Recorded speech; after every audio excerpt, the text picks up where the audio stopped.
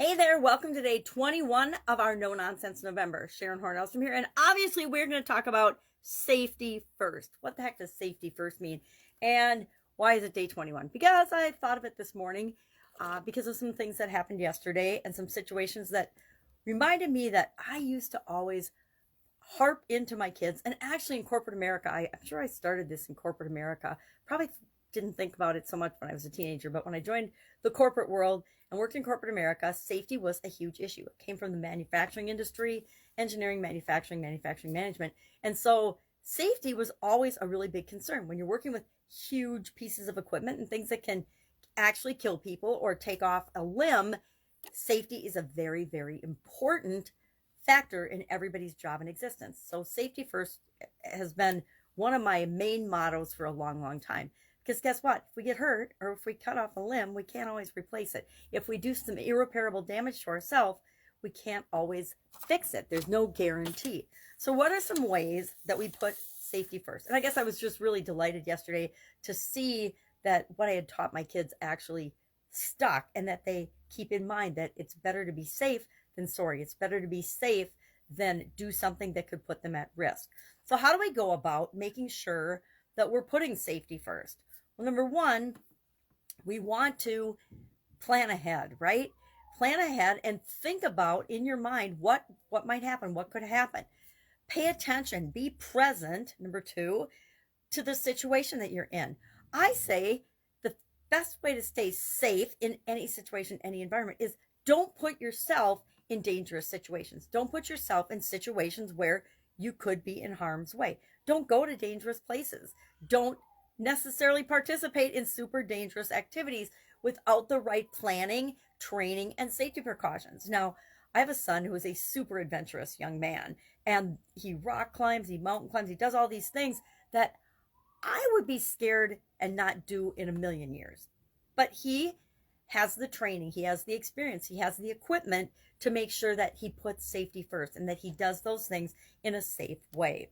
So consider your environment, consider your choice of activities, consider the situation, be present, pay attention, have a plan and a backup plan in case something happens. Because guess what?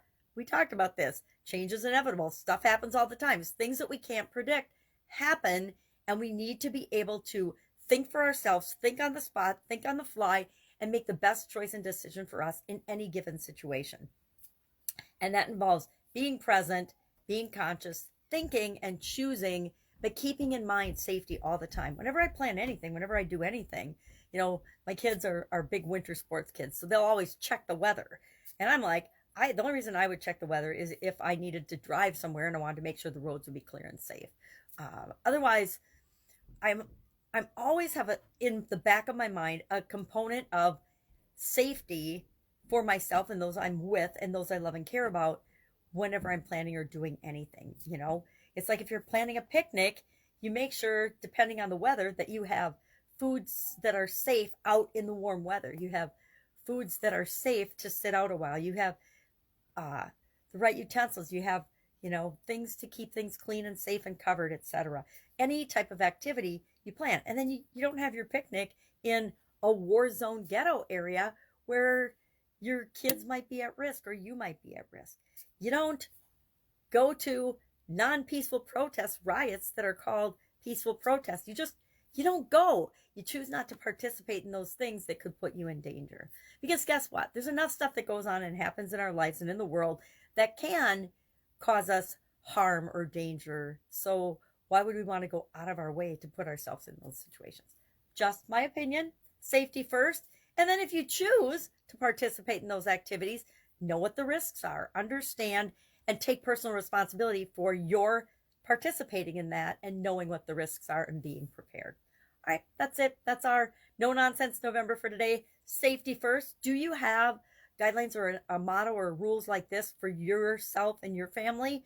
I know that this has been a really good one and a good, valuable one for us. It's been passed down for generations now. I don't know if my dad and mom taught us safety first, but I definitely taught my kids that, and I know that they're teaching their kids, my granddaughters, that as well. And I totally appreciate it, right?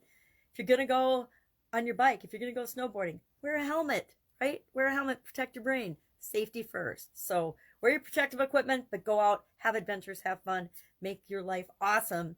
Just keep in mind that there's things that we can do to make our life awesome, exciting, and safe all at the same time. All right, have a great day. Any questions, hit me up. Otherwise, I will be with you tomorrow for another interesting lifelong 6 decades lessons learned. All right, see you tomorrow.